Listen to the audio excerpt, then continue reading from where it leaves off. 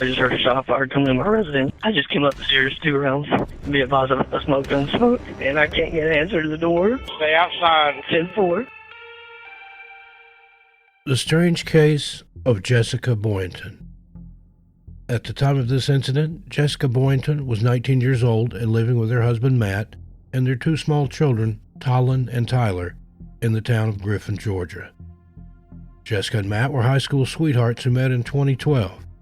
Almost immediately after the birth of their first son, Talon, the couple married on October 24, 2015. When Talon was about 1.5 years old, the family welcomed another baby boy who they named Tyler. Not long after this, Matthew became a Griffin police officer and the couple settled into a new 3-bedroom apartment in a complex where Jessica quickly made friends with many of their neighbors.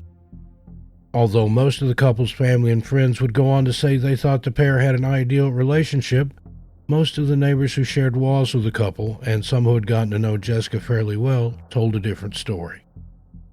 According to Jessica's close friend, who also happened to be the woman who lived below them, the couple fought all the time. This woman would later tell police that Jessica kept a secret diary, which she hid in her closet, that documented all of Matthew's transgressions, such as the affair he was having with a dispatcher for the Spalding County Police, and also how he would take the 2 children and disappear for days and sometimes weeks at a time and not answer or return any of Jessica's calls or text messages. According to those closest to her, Jessica was relieved to have finally been able to prove Matt was having an affair because now she felt she could file for divorce and get full physical custody of the children. Matthew actually agreed with Jessica that they should divorce and both move on with their lives, and while they waited to start the divorce proceedings, the couple remained living together in the 3-bedroom apartment. Things were very amicable in the beginning, however this didn't last long. The whole process of going through a separation while still living with the other person and trying to co-parent while under the same roof caused tremendous strain on the family, and things soon took a very dark turn. While Jessica continued secretly documenting everything in her notebook she had hidden in the closet of the master bedroom, Matthew began complaining to his friends, family, and even co-workers that Jessica had become physically violent towards him. He told them that she would poke him in the chest and slap him, and that he didn't want to live under the same roof with her anymore. With the future of herself and her 2 sons in mind, Jessica went and got herself a job at a doctor's office. Her official job title is unknown, as she never made it to her first day of work on April 15, 2016. Just the day before, on April 14, 2016, Jessica and Matthew had a huge argument. Here's a timeline of events for that night and the early morning hours of the next day, leading up to and immediately after the incident in question. At around 9 p.m. on April 15th, Matthew called his lieutenant on a personal phone call and told him that Jessica was once again physically abusing him by poking him in the chest and slapping him about his body and face. While Matthew was on the phone with his superior, Jessica brought her kids over to her downstairs neighbor's and now close friend's house. According to this neighbor, Jessica was extremely upset and was just trying to get some space between her and Matthew. At this time, after being there just a few minutes, Matthew began to text Jessica and ask if she and the boys would come to Walmart with him, as the youngest child needed formula and Matthew wasn't sure which kind to buy. After receiving multiple texts from Matthew in just a few short minutes, Jessica reluctantly agreed to go to the Walmart with him to pick up the formula. Before Jessica left, though, she told her neighbor that when they returned from Walmart, she and the boys would be coming back to spend the night. Jessica was supposed to start her new job early the next morning and was afraid to be up all night upset and arguing with her soon-to-be ex-husband. At 10:15 p.m., surveillance cameras at the Walmart show the family arriving together and walking into the store. Video footage from the store also shows the couple having some kind of argument in the baby formula aisle, which led to Jessica storming out at around 10:30 p.m. But since there is no audio, we are unsure what the argument was all about. While Jessica was storming out of the store, Matthew was making a phone call to one of his co-workers and informing them that Jessica had stormed out and was refusing to go home in the same vehicle as he and the children.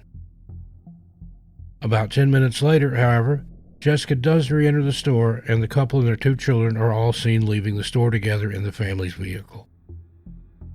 They arrived home a couple of minutes before 11 p.m., with the trip taking about 45 minutes to an hour in total.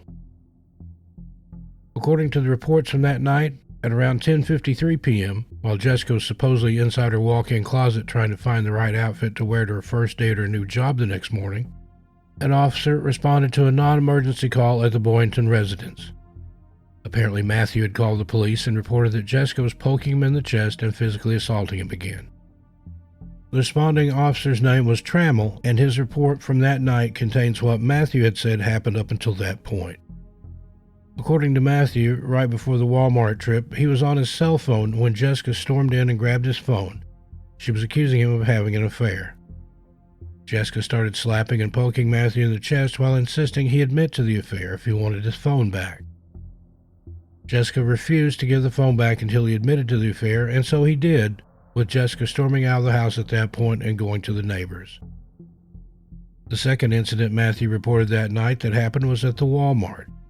He told Officer Trammell that while in the store he had received a text message which once again made Jessica fly into a rage and storm out of the store, refusing to leave with him and their two sons. Matthew also reported that he didn't know how Jessica had gotten home because she had never come back in after storming out of the Walmart, leaving him no choice but to pay for the formula and take the children home while leaving her there. Officer Trammell took Matthew's report and left, never entering the house or attempting to speak with Jessica at all. Now you will note that this information is contrary to what the Walmart surveillance footage shows. At 12:50 a.m. the following morning, Matthew began texting his best friend and fellow officer Josh Guthrie. The two men decided to go for some food and to talk at the nearby Waffle House just 4 miles away from the Boynton residence. According to Matthew, right before he left to meet Guthrie, Jessica told him to call an ambulance before he left. When he repeatedly asked why she would need an ambulance, he claims Jessica refused to answer, eventually just slamming the front door in his face. According to cell phone records, throughout this entire night, Matthew was texting his mistress. In fact, they showed he had texted his mistress 68 times throughout the course of that night. At 12:54 a.m., Matthew's cell phone received a text message from Jessica's phone stating, "I can't do this anymore. Take care of Tylen and Tyler. Please tell them I love them every day. I've been suffering for a while now, and no one has noticed. Here lately, I have not been able to recognize the person I see in the mirror. This is not the first time I've had thoughts. I love you and the boys." Instead of responding to Jessica, Matthew first sends a text to his mistress saying, "Haha, I'm sorry, I didn't think about that." At 12:55 a.m., Matthew dials 911 and requests EMS. He tells the dispatcher that he is worried about his wife and a text he'd received from her, and that he is driving home at 90 miles an hour while on the phone with them, and says he will be home in about 2 minutes. He explains that his wife is having thoughts and tells her about the message he had received from Jessica's phone just a minute or so before. He also explains that Jessica is alone in the house with their two small children and he is rushing home just to make sure nothing is going to happen to them. The dispatcher asks if there are any weapons in the home, and Matthew tells her that his service weapon is the only one. Can you please dispatch a unit out to my location? Give me a reference to my wife. I left the location. I'm backing around on Carver Road now. I'll be back there in about 2 minutes. She's having thoughts. My kids are at home with her, so I'm trying to hurry up and get back there. I'm driving. She just said that she's been experiencing thoughts right now. She told me to take care of the boys. So I'm trying to hurry up and get back home just to make sure that nothing's going to happen to them. Any weapons inside the house? Just my service weapons. Around 4 or 5 minutes after hanging up with 911 and arriving back at his residence, Matthew again texts his mistress and says, "Give me a few to text back. Long story, I'll tell you later." Matthew reported that he immediately ran into the home and directly to the master bedroom, where he noticed the closet door was closed and locked and Jessica was nowhere in sight. He says he started trying to bust the closet door open or even kick it down, but with no luck, all the while screaming Jessica's name and getting no response. After trying and failing in his attempts to get the closet door open, Matthew ran into the kitchen and grabbed his police radio and called for help. He said, quote, "I believe I just heard a shot fired coming into my residence. I just came up the stairs. 2 rounds. Be advised I smell gun smoke and can't get an answer to the door," unquote. I just heard a shot fired coming in my residence. I just came up the stairs 2 rounds. Be advised of a smoke, and I can't get an answer to the door. Stay outside. 10-4. According to the official reports, multiple officers arrived on scene at the Boynton home within seconds and began making their way inside.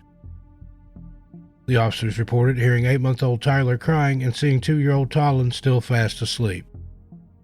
They approached the locked closet door and started yelling Jessica's name, but also received no answer. Then they kicked the closet door in and found Jessica Boynton lying on the floor with her long blonde hair drenched in blood to the point that the color was unrecognizable. There was a pillow with a large blood stain on it underneath her head. Her husband's .40 caliber Glock service weapon was underneath her body. As the officers were going through the closet in search of evidence and just examining the scene, they were completely shocked to see Jessica moving. She was still breathing and alive. Jessica was not only alert enough to try and fend off certain officers who were trying to help get her out of the closet and onto the floor where EMTs could work on her, she also had the strength to somehow reach up and grab one of the EMT's hands while he felt for her pulse. What was thought at first to be due to the amount of blood in Jessica's hair, neither the EMT nor the police were able to find the gunshot wound in Jessica's head. They proceeded to load her into the ambulance so she could be rushed to the nearest hospital for treatment. The police found 2 bullet holes in the closet. While forensics evaluated the crime scene in the closet later on, they determined the trajectory of the bullets to be one going upward at a 54-degree angle and one going upward at a 25-degree angle. It was also determined that each bullet hole was found in a different wall of the closet. At 1:13 a.m., Spalding County Sheriff Wendell Beam was notified of the situation by dispatch. Wendell was not only the county sheriff, but also Matthew Boynton's grandfather. Immediately after notifying Sheriff Beam, the Georgia Bureau of Investigation, or GBI, was also notified and asked to assist in investigating this case, which was already being called an attempt. At around 4 a.m., the investigators started canvassing the neighborhood for potential witnesses. They started with the other people in the apartment complex Matthew and Jessica were living in. The downstairs neighbor and Jessica's close friend informed the officers of a few things. One of the first things being that she told them was Jessica was not now, nor had she ever been. She told them about Matthew's affair with his co-worker, the dispatcher, and she even told them an interesting story about something that had happened just a couple of days earlier. The neighbor told the police that a couple nights earlier, Jessica had actually called the police on Matthew and reported that he had taken off once again with the couple's 2 young children and was not answering calls or returning text messages, and Jessica was extremely worried. Matthew ended up returning home before the police could even start an investigation, though, as he had been tipped off by his mistress dispatcher messaging him through Facebook and warning him that he should head home immediately because Jessica had just called and reported that he had taken the children without her knowledge. She also told the investigators where they could find Jessica's secret notebook containing all of Matthew's indiscretions and everything going wrong in the relationship that Jessica had been documenting for over a year at that point. The couple's pending divorce and the fact that Jessica had an appointment to see a divorce lawyer and officially file the following Monday was also called to their attention by several other neighbors as well. Some neighbors also reported hearing a single gunshot coming from the Boynton residence at around 10:45 p.m., which would have been almost immediately after the couple had returned home from their Walmart trip.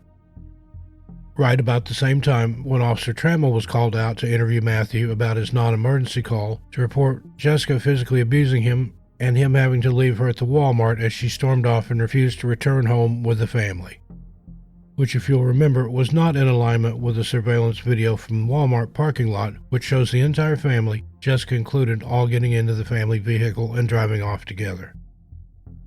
Later that same morning, Matthew Boynton was interviewed by his co-workers at the Griffin Police Department and the GBI. He immediately admitted to having an affair, but claimed that Jessica had had affairs too. Matthew even went so far as to tell investigators that the couple's youngest son, Tyler, wasn't his, and was in fact a product of one of these alleged affairs Jessica had had on him. He reiterated that Jessica was physically abusive towards him and admitted that they both were looking forward to the divorce being finalized and moving on with their lives.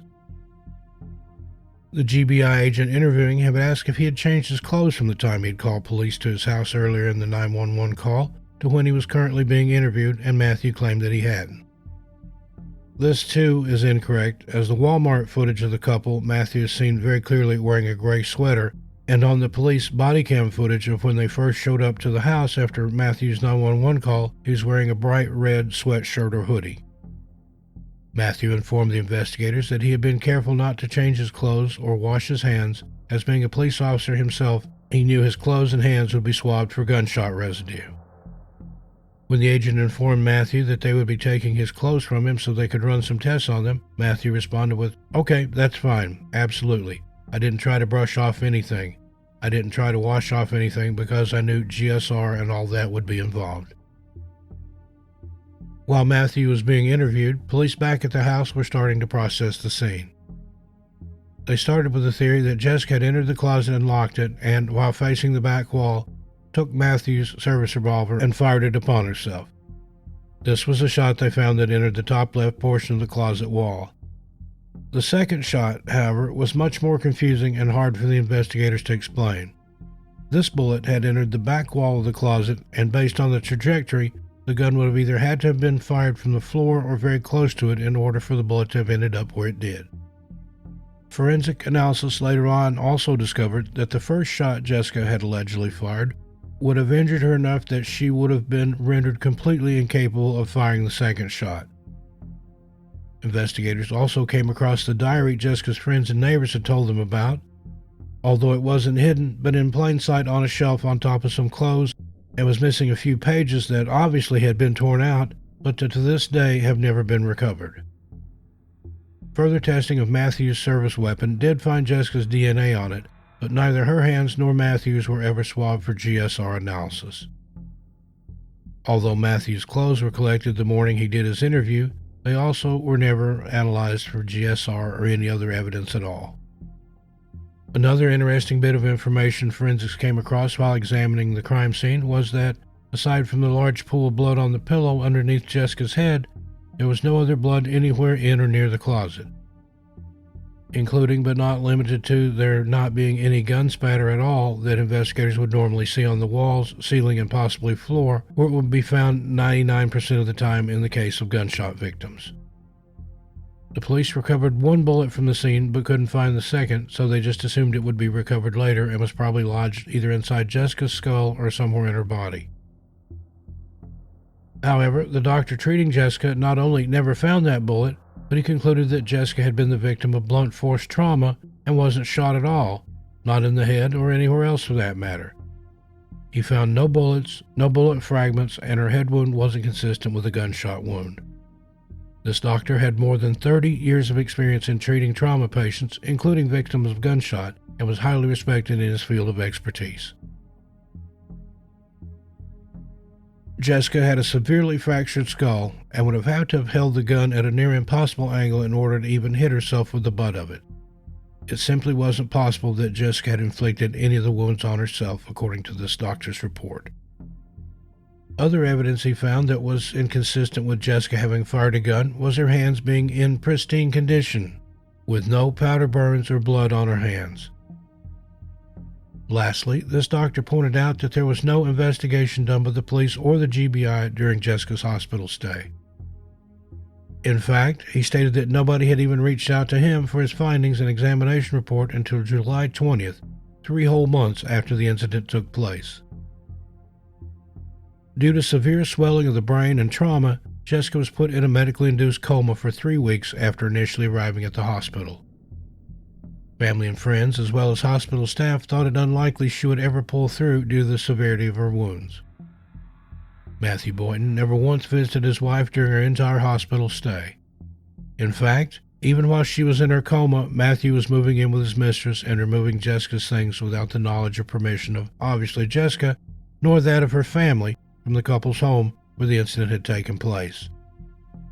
On May 10th, Jessica was out of her coma, stable, and ready to speak to investigators about what happened the night before and early morning hours of the incident. Due to the severe brain trauma and severity of her injuries, though, Jessica can't recall most of what happened that night. Here's the official report she allegedly gave to the Griffin Police Department or to its investigators in charge of her case. Jessica reported that she and Matthew had been arguing before going to Walmart about an explicit photo he had received from his mistress, and continued arguing during the drive there and also while in the Walmart, which is why she stormed out. She remembers arriving home from buying the baby formula, and while Matthew went directly to lay down in their bed, she realized she needed to go and take care of something at the apartment complex's main office. She had to use the fax machine there, and it was a pressing issue involving a medical bill for one of their children. It couldn't wait until the next morning. She asked Matthew to either drive her over to the office or watch the children while she drove herself, so she didn't have to drag them inside with her and could just be in and out, as it was getting late and she had her first day of work early the following morning. Matthew refused to do either of these things, and after asking him 3 or 4 times, she packed the children in the car and went with him to fax the paperwork. This only took a few minutes. Upon returning to the house, Jessica put the children down for bed, and after arguing with Matthew about his deciding to go to the Waffle House with his friend and co-worker so late at night, she slammed the door in his face and he left. This is when she entered the walk-in closet to choose an outfit for her first day of work. This is all Jessica can remember from that night, and to this day, she has no recollection of anything that happened after this point. Jessica vehemently denies the fact that she was ever, and also that she sent the seemingly text from her phone to Matthew's on the night in question. She believes Matthew grabbed her unlocked phone and sent the message from her phone to himself. She stated that she was extremely happy to be getting the divorce and was actually relieved she had proof Matthew was having an affair, and she could finally prove it because she felt this would help her to gain full custody of the children in the divorce proceedings, which was her main goal. She also claims that she didn't even know how to remove Matthew's gun from its holster, let alone how to fire it. She knew this because one night Matthew had asked her to grab it for him so he could clean it, and she struggled to get it out, and Matthew ended up having to do it. This is backed up by multiple family members and friends who agree Jessica had no knowledge of how to handle a firearm. After completing what they say was a thorough investigation into all the evidence, the GBI and the Griffin Police Department ruled this was an attempt by Jessica and closed the case. The evidence they point to, which they brought them to this conclusion, was the text sent from Jessica's phone to Matthew's and Jessica's DNA being found on Matthew's service weapon, which the investigators still claim Jessica used to try and herself by shooting herself in the head, even despite the doctor's report that Jessica wasn't shot at all. Matthew was granted full custody of the couple's 2 children, with Jessica being given only supervised visitation once a week due to her officially having tried to end her life while alone in the house with the children. The court felt she was unstable and forced her into many services, such as but not limited to parenting classes and extensive psychiatric evaluations and treatments. Jessica gets visitation of the children now, with Matthew still having primary care and custody of them to this very day. Well, there you have the strange case of Jessica Boynton. I'd love to know what you think about this in the comments. So many unanswered questions. In the meanwhile, take care of yourselves and each other. I'm Steve Stockton, and I'll talk to you next time.